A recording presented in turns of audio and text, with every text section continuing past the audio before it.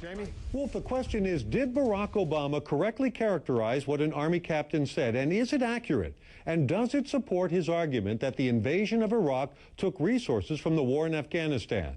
So CNN got in touch with the Army captain in question with help from the Obama campaign. He requested anonymity because he's still on active duty. But the short answer is Barack Obama got the gist of the anecdote right, although he missed some important nuance. But let's start with what Obama said in last night's CNN Democratic debate.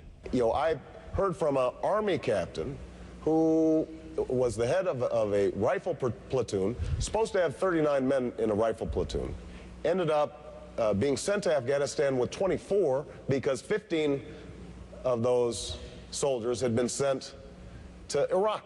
Okay, here's what the captain said. 15 soldiers were not sent as a group to Iraq. He said we lost 15 through normal reassignment and they were not replaced. Many of those 15 ended up in units going to Iraq, but I can't say all 15 were there.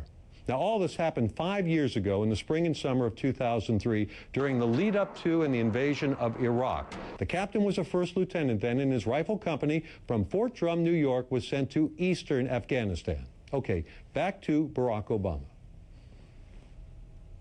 And as a consequence, they didn't have enough ammunition, they didn't have enough Humvees. It's true, the captain said, there were no Humvees to train with at Fort Drum and not sufficient ammunition for training before they left. So he said they had to go do that after they got to Afghanistan, and they only had 3 days to get up to speed.